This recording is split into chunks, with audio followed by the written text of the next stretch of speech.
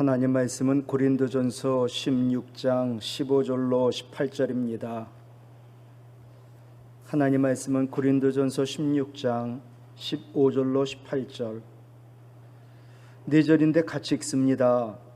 형제들아, 스데바나의 집은 곧 아가야의 첫 열매요 또 성도 섬기기로 작정한 줄을 너희가 아는지라. 내가 너희를 권하노니 이 같은 사람들과 또 함께 일하며 수고하는 모든 사람에게 순종하라. 내가 스데바나와 브드나도와 아가이고가 온 것을 기뻐하노니 그들이 너희의 부족한 것을 채웠음이라. 그들이 나와 너희 마음을 시원하게 하였으니 그러므로 너희는 이런 사람을 알아주라. 아멘. 아멘. 교회 소식 먼저 전합니다. 내일 모레 20일 금요기도의 특성놀이 피택자들입니다. 기도로 준비해 주시고 유아유치부 여름성경학교가 다 마쳤고 이번 토요일과 또 주일은 아동부 여름성경학교가 있게 됩니다. 우리 자녀들 보내주시고 또 기도를 부탁하고 그 다음 주 금요일 토요일 1박 2일로 중등부는 교회에서 그리고 고등부는 영종도에서 수련회를 합니다. 많이 기도를 해 주시기 바랍니다. 2022년 2, 4분기 회계감사가 다음 주일까지 있게 됩니다. 청년부 부장님 2022년 하반기 장학생 신청해 주시기를 바랍니다. 8월 둘째 주까지. 나머지 교회 소식 주보를 참고하시고 같이 인사하지요. 잘 오셨습니다.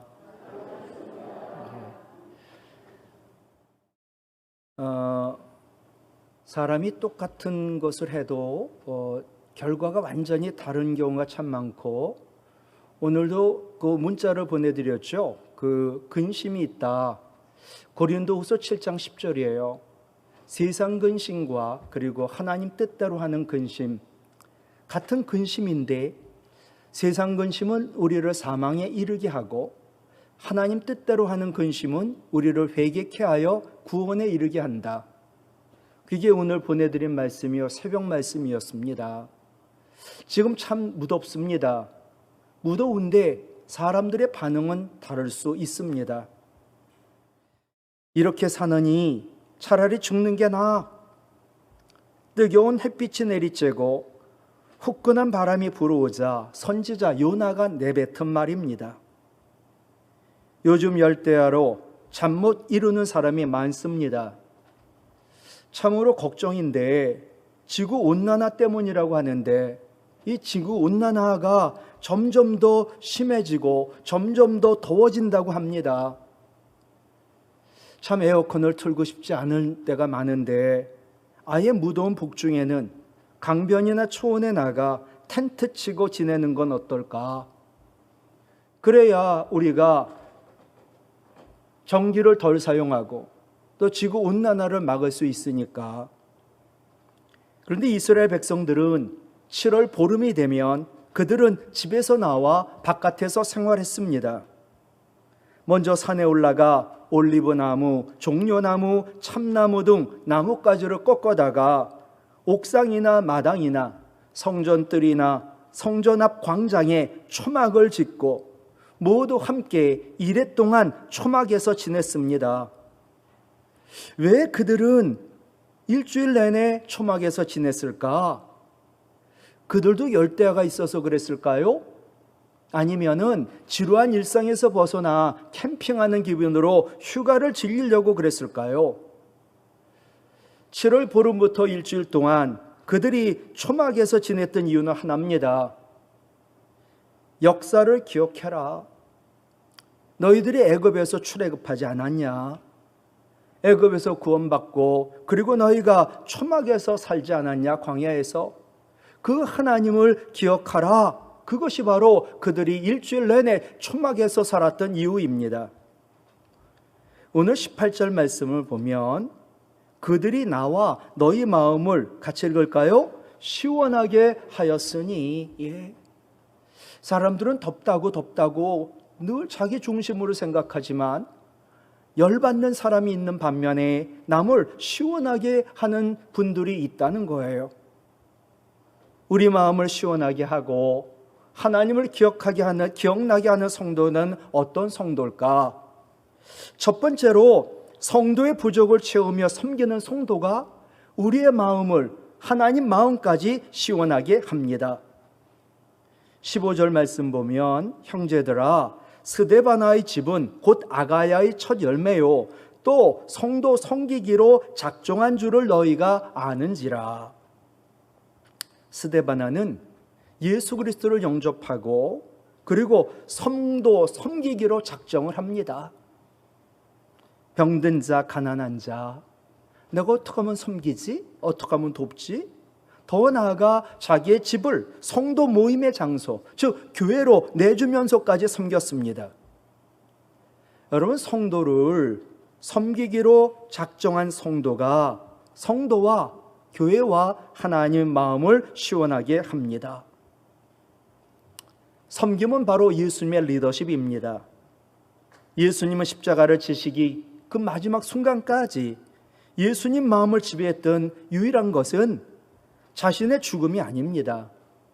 사랑하는 사람들을 어떻게 하면 끝까지 사랑하며 섬길 것인가? 섬김은 바로 예수님이 이 땅에 오신 목적이었습니다. 마가복음 10장 45절, 마태복음 20장 28절 똑같아요. 우리가 잘 아는 말씀인데 같이 읽을까요? 인자가 온 것은 섬김을 받으려 함이 아니라 도리어 섬기려 하고 자기 목숨을 많은 사람의 대속물로 주려 함이니라. 아멘. 예수님은 처음부터 끝까지 섬김의 본을 보여주셨습니다. 유대인 관습에 의하면 발 씻음은 더위가 심한 사막지대에서 손님들에게 행했던 예절입니다. 손님이 오면 집문 곁에 물동이와 대야를 준비했다가 손님의 발을 씻겨주는 것이 최선의 섬김이었습니다. 그런데 어떤 제자도 이런 섬김에 신경을 쓰지 않습니다. 누가 더 높으냐? 낮은 자가 발을 씻겨줘야지. 지금 이런 상태입니다. 요한복음 13장 보면 저녁 먹는 중, 저녁 먹기 전에 누군가 발을 씻어줘야 되는데 아무도 발을 씻어주지 않았어요. 그리고 저녁을 먹는 거예요. 그러자 예수님이 제자들 발을 씻어주시며 섬기신 후 요한복음 13장 15절 내가 너희에게 행한 것 같이 읽을까요? 너희도 행하게 하려 하여 본을 보였노라 말씀하셨습니다. 예수님 제자라고 한다면 예수님의 본을 따라 섬기는 것이 당연합니다. 섬김에는 원칙이 있습니다. 가진 자가 덜 가진 자를, 강한 자가 약한 자를, 높은 자가 낮은 자를 섬기는 것이 성경의 원칙입니다. 하나님은 어떤 사람은 부하게, 어떤 사람은 가난하게 창조하셨고, 어떤 사람은 높게, 어떤 사람은 낮게 창조하셨고, 어떤 사람은 건강하게, 어떤 사람은 약하게 만드셨습니다. 하나님 왜 이렇게 만드셨지? 이것은 자연에게도 마찬가지입니다. 자연도 높은 게 있고 낮은 게 있고 모두 평편하지가 않습니다. 그러면 왜 이렇게 모든 걸 다르게, 높고 낮은 걸 다르게 하는 의도가 무엇일까? 그것은 흘러가라고, 그래야 생명이 있다고, 그것은 생명과 흐름을 위한 것이었습니다. 물도 높은 데서 낮은 데로 흘러야 물이 깨끗해지고 생명이 있습니다. 돈도 사랑도 높은 곳에서 낮은 곳으로 흘러야 이 세상이 아름다워지고 이 세상은 살맛 나는 세상이 되고 이 세상은 건강한 세상, 생명이 있는 세상이 됩니다. 높고 낮음이 있어야 흐름이 있고 그리고 생명이 있습니다. 모든 것이 같다고 한다면 흐름은 있을 수 없습니다. 그런데 하나님의 흐름에는 원칙이 있지요. 높은 데서 낮은 데로 흐르는, 그래야 생명이 있습니다. 하나님 왜 나를 높여주셨을까? 하나님 왜 나에게 재물을 주셨을까? 하나님 나에게 왜 건강을 주셨을까? 너 높으니 낮은 자를 섬겨라. 너 돈이 있으니 돈이 없는 사람을 섬겨라. 네가 건강하니 약한 사람을 섬겨라. 그게 하나님 우리에게 주신 목적이에요. 교회도 마찬가지로 높은 자가 낮은 자를, 있는 분이 없는 분을, 건강한 사람이 약한 사람을 섬겨야 그 교회가 생명이 있고 건강한 교회가 됩니다. 그러나 사람이 죄로 타락하면서 이 흐름의 원칙이 깨졌습니다. 도리어 흐름이 역류 현상이 일어났습니다. 낮은 자가 높은 자를 섬겨야지만 되고, 약한 자가 강한 자를 섬겨야지만 되고, 힘의 논리에 의해 가지고 이 흐름의 역류가 생기자, 흐름의 역류를 막기 위하여 사람들은 가난한 사람, 부한 사람 없는 세상을 만들자. 그래서 나온 것이 적그리스도 공산주의입니다. 하나님이 설계하신 세상은 가난한 사람도 부한 사람도 없는, 높은 사람 낮은 사람이 없는 평등한 세상이 아닙니다. 하나님이 원하시는 세상은 생명이 흐르고 사랑이 흐르는 그런 세상입니다. 부한 사람도 있지요, 가난한 사람도 있지요, 높은 사람도 있지요, 낮은 사람도 있지요, 건강한 사람도 있지요, 약한 사람도 있지요. 그런데 부한 사람이 가난한 사람을, 높은 사람이 낮은 사람을, 건강한 사람이 약한 사람을 섬기는 세상을 하나님 원하시고 그런 교회를 원하십니다. 여러분, 바리새인들이 왜 예수님께 그토록 책망을 받았습니까? 그들에게는 섬김이 없었기 때문입니다. 바리새인의 신앙은 첫 번째로 형식주의, 외식에 빠진 신앙이라 그들은 섬김이 없습니다. 그들의 섬김은 사람을 의식하는 섬김, 그러니까 진정한 섬김이 아니에요. 어떻게 하면 겉만 번드러한 형식주의와 외식에 빠져있는 그들의 신앙, 그러니 그들은 마음으로부터 진정한 섬김이 없었습니다. 아픈 자들과 함께 아파하고, 슬퍼하는 자들과 함께 슬퍼하고, 우는 자들과 함께 울지를 않았습니다. 우리는 너희랑 다르다. 두 번째, 그들은 율법 정신인 사랑이 없는, 사랑을 잊어버린 신앙. 그러니 당연히 사랑이 없으니 섬김이 없지요. 여러분, 율법의 근본 정신은요, 그것은 사랑입니다. 안식일은 사람을 위하여 있는 것이요, 사람이 안식일을 위하여 있는 것이 아니다. 안식일 날 어려운 사람을 구제하고 또 병을 고치고, 그런 사랑이 안식일에도 필요하다. 하나님이 율법을 주실 때 우리를 사랑해 주신 것이니까 우리도 율법을 지킬 때 사랑하는 마음으로 반드시 지켜야 합니다. 그런데 바리새인들은 사랑은 버리고 율법으로 죄인들을 비판하고 정죄하며 절대로 섬기지 않았습니다. 세 번째, 바리새인들은 남은 가르치는데 자기는 가르치지 않는 신앙, 그래서 섬김이 없었습니다. 저희 어머님이 항상 저보고 학교 선생님, 교수는 교만하다, 남을 가르치지 자기는 하지 않는다, 저에게 그 얘기를 했어요. 그리고 목사는 교만하다, 늘 사람들에게 말씀을 전하지 자기는 말씀대로 살지 않는 게 목회자 아니냐, 저를 그렇게 좀 바르게 되라고 얘기를 했던 거겠죠. 바리새인들 얼마나 법을 잘 아는지. 그들은 남을 가르쳐요. 근데 자기는 그렇게 안 해요. 저 행함이 없는 거예요. 어느 젊은 아빠가 아주 천방 막 행동하는 어린 아이를 데리고 마트를 갔습니다. 이 아이가 말을 안 듣습니다. 마트에서 뛰어다니고 사람들에게 피해를 주고, 그러자 이 아빠가 지미야 참아라, 참아야 착한 사람이야, 지미야 참아라, 계속 그런 얘기를 하는 거예요. 어느 순간 아이가 조용히 해줬어요. 그래서 카트를 끌고 계산대 앞에 가서 계산을 하는데 카운터에 있는 아가씨가 말을 하는 겁니다. 선생님은 참 좋은 아빠입니다. 지미를 달래는 것을 보니 참으로 존경스러운 아빠입니다. 그러자 아이 아빠가 말합니다. 지미는 우리 아이의 이름이 아니라 내 이름입니다. 아들에게 참아라 참아라 하기 전에 아빠인 내가 먼저 참아야 했던 것입니다. 거기에서도 아빠가 화를 내고 성질을 내고 애를 잡고 그런다고 애가 고쳐지나요? 요새 금쪽 같은 내 아이인가 그런 프로를 보면 애들을 놀랄 일들이 참으로 많더라고요.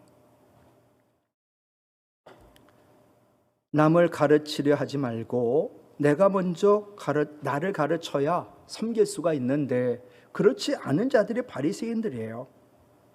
바리새인들은 자기의 의에 빠진 나머지 섬기지 않았을 뿐만 아니라 그리스도의 의를 받아들이지 않고 늘 자기의 의를 드러내며 교만했던 자들.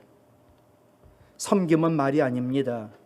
섬김은 사랑이요 실천인데, 성도의 부족한 것을 채우는 것이 섬김이다.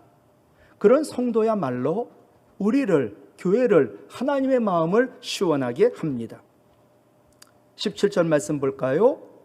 내가 스데바나와 부드나도와 아가이고가 온 것을 기뻐하노니 그들이 너희의 부족한 것을 채웠음이라.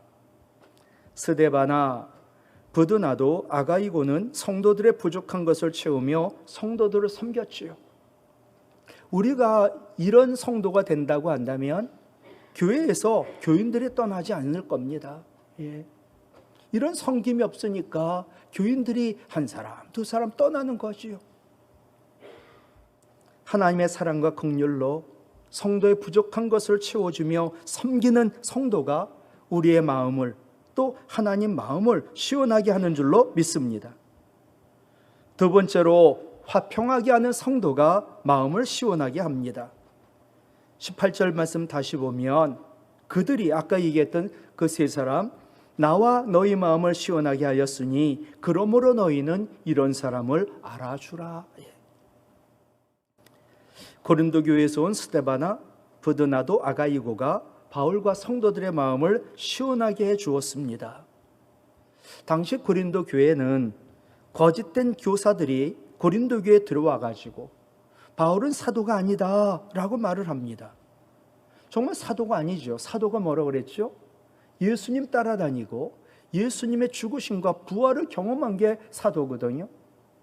여러분 아는 것처럼 바울은 원래 사울이었고 예수님 3년 동안 따라다닌 제자가 아닙니다. 물론 예수님 죽은 것도 봤을까요? 그거는? 근데 예수님 부활하신 예수님은 봤어요. 그죠? 그래서 거짓 교사들이 고린도 교회에 들어와 가지고는 바울은 사도가 아니다. 그러자 고린도 교회 교인들이 우리가 바울에게 속았다라고 생각을 합니다. 그래서 바울은 고린도 교회 교인들에게 서운함과 아픔이 있었는데 이들이 바울을 찾아와 마음을 시원하게 했지요. 고린도 교회에다가는 바울의 사도권과 입장을 대변해주고, 바울에게는 교인 모두가 당신 바울을 곡해하는 게 아니다, 거짓 교사에게 미혹을 당한 일부가 바울 당신에 대하여 곡해하고 있으니까, 근데 그것도 해결되고 있다라고 전해줍니다. 그러니 바울의 마음이 얼마나 시원했겠습니까?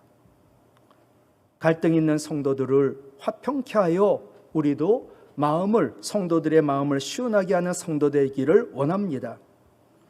마태복음 5장 9절 같이 읽지요. 화평하게 하는 자는 복이 있나니 그들이 하나님의 아들이라 일컬음을 받을 것이미요. 아멘. 화평이란 헬라어는 화해, 화목, 평강인데 히브리 사람, 이스라엘 사람들이 가장 지고선으로 생각하는, 가장 최고의 가치로 여기는 것이 그들은 샬롬, 화평, 화해, 화목, 평강이에요. 우리가 갈등 있는 사람들을 화평과 화해도 하도록 하는 데는 중재자, 피스메이커가 필요하지요. 나의 문제에 있어서도 내가 중재자가 되어야 되는 거지요. 그런데 화평하고 화해하게 하는 피스메이커는 반드시 자격이 있어야 합니다. 첫째는 낮아짐이 있어야 합니다. 내가 높이 군림하고 사람들 위해서 존재해서는 문제가 화평과 화해가 되지 않습니다. 여러분, 왜 예수님이 아이로, 그것도 구유에 오셨을까? 그보다 더 낮은 자리가 없었기 때문이라 생각합니다. 가장 낮은 곳에 오자 가장 낮아져서 화해의 진수로 보여주신 분, 그분이 바로 예수 그리스도이십니다. 두 번째 피스메이커의 조건은 온유함입니다. 하나님 쓰시는 피스메이커는 모두 온유한 사람이었습니다. 민수기 12장 3절 같이 읽어요. 이 사람 모세는 온유함이 지면의 모든 사람보다 더하였다. 아멘. 예. 백성들이 불평하고 원망하면 다 듣고 견디고 참아냈습니다. 그리고 그걸 하나님 앞에 가지고 나와 기도하고 하나님의 역사하심을 기다렸던 사람, 온유한 모세였습니다. 모세는 온유함으로 이스라엘 백성들을 애굽에서 출애굽시켰던 지도자지요. 디모데후서 2장 24절 주의 종은 같이 읽을까요? 마땅히 다투지 아니하고 모든 사람에 대하여 온유하며. 예. 여러분 주의 종 아닌가요? 다투서는 안 되고요. 모든 사람에 대하여 온유해야만 그것이 주의 종의 자격인 거예요. 온유함이란 힘은 있어요. 근데 약한 게 아니에요. 힘은 있는데 부드럽고 따뜻한 것을 말합니다. 우리 안에 성령이 거하시지요. 그래서 연약한 내가 막 혈기 부리고 힘이 있다고 자랑하려고 할 때 성령이 우리를 도와주심으로 힘은 좀 잠시 내려놓고 따뜻하고 부드러운 온유함으로 화평케 하는 성도. 당연히 능력은 있죠. 성령의 권능이 나타나겠지요. 그런 성도가 마음을 시원하게 합니다. 세 번째, 관용이 필요합니다. 관용이란 단어는 강자가 베풀 수 있는 것이지 약자는 관용이란 말을 사용할 수가 없습니다. 어른과 아이가 있어요. 누가 관용을 베풀 수 있을까? 당연히 어른이 관용을 베푸는 거지요. 우리도 신앙생활 오래 했는데 신앙의 어른으로 관용을 베풀며 화평케 하는 성도 되기를 원합니다. 그래야 성도들을 또 하나님 마음까지 시원하게 하니까. 네 번째는 희생입니다. 예수님 하나님과 우리 사이에 막힌담을 허시기 위하여, 즉 하나님과 우리를 화목하게 하려고 자신의 몸을 화목제물로 드림으로 예수님은 중재자, 피스메이커가 되셨습니다. 에베소서 2장 13절로 14절 이제는 전에 멀리 있던 너희가 그리스도 예수 안에서 그리스도의 피로 나와 가까워졌다. 그는 예수 그리스도는 우리의 화평이신지라 둘로 하나를 만드사 원수된 것 곧 중간에 막힌 담을 자기 육체로 화목제물로 하셨다.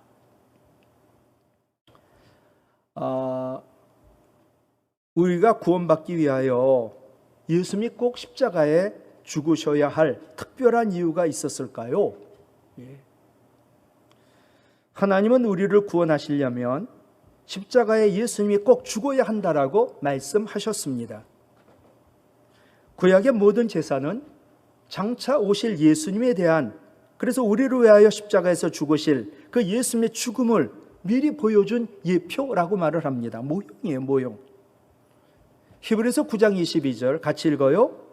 피 흘림이 없은즉 죄 사함이 없느니라. 피는 생명의 상징이지요. 우리가 죄인이 됨으로 인하여 생명을 잃었습니다. 그리고 우리에게 찾아온 것은 죽음이었습니다. 그러므로 이 죽음을 대처할 생명을 다시 회복하려면 생명의 상징인 피가 있어야 한다는 것입니다. 이것이 바로 하나님의 진리, 하나님의 말씀입니다. 그런데 하나님의 때가 되매 완전하고 영원한 제사를 하나님 받으실 준비를 하셨고, 이를 위하여 하나님은 죄가 없으신 완전 무결한 대제사장, 대제사장 예수님을 이 땅에 보내셔서 십자가에서 우리 대신 피 흘려 죽게 하셨습니다. 십자가의 죽으심이란 하나님 자신의 자기 희생이셨습니다. 하나님 희생이 없이는 우리와 화목할 수가 없었던 것입니다. 나의 희생이 없이는 화목하게 할 수가 없습니다. 그러고 우리에게 직분을 주셨죠. 고린도후서 5장 18절 그가 하나님이 그리스도로 말미암아 우리를 하나님과 화목하게 하시고 또 지난주 말씀이었는데 같이 읽을까요? 우리에게 화목하게 하는 직분을 주셨으니. 아멘. 예. 화목하기 위해서 필요한 건 희생입니다. 화목하게 하는 직분에 필요한 건 희생인데, 희생이 없는 신앙생활에는 하나님 능력이 나타나지 않고, 희생이 없는 신앙생활에는 화평이 있을 수가 없습니다. 여러분, 희생의 크기에 따라 변화의 규모가 달라져요. 내가 얼마나 많이 희생하느냐에 따라 나와 그 모든 것의 변화가 달라진단 말이에요. 한 소년이 강아지와 함께, 아빠와 함께 큰 여객선을 타고 여행을 갔습니다. 근데 소년이 강아지와 함께 큰 여객선 간판 위에 올라가지고 공을 던지며 놀아요. 공을 던지면 강아지가 물어오고, 근데 소년이 던진 공이 그만 바다로 떨어지자 강아지는 얼마나 충성인지 바다로 뛰어들었습니다. 소년은 울고요.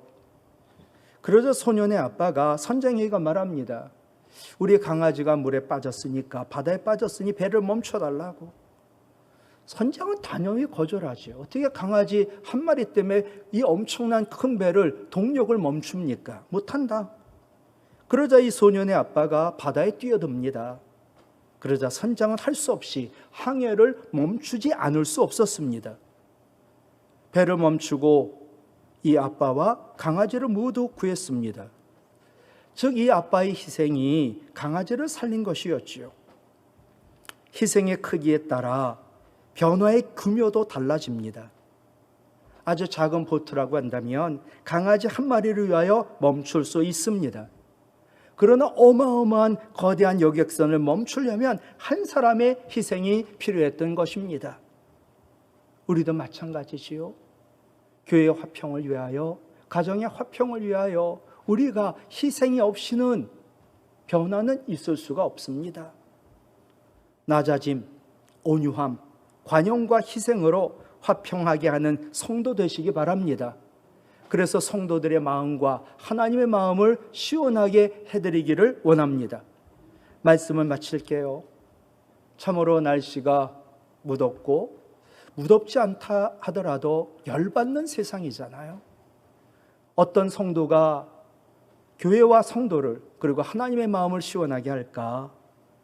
성도의 부족함을 채우며 섬기는 성도, 낮아짐과 온유함과 관용과 희생으로 화평하게 하는 성도가 우리를, 교회를, 하나님 마음을 시원하게 하는 줄로 믿습니다. 이런 섬김과 이런 화평의 사랑으로 늘 교회의 성도들의 마음과 하나님 마음을 시원하게 하는 우리 모든 성도와 교회가 되기를 주님의 이름으로 부탁을 드립니다.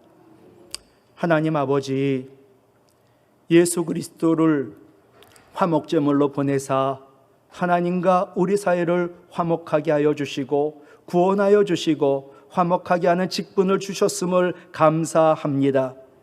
우리가 건강이 있고 재물이 있고 믿음이 있고, 그리고 우리의 직분이 있을 때 그 모든 것의 목적은 부족한 성도를 채워주며 섬기기 위함임을 깨닫게 하여 주시고, 우리의 섬김이 있는 곳에 우리 모든 성도와 교회의 마음, 하나님 마음이 시원하게 될 줄로 믿습니다.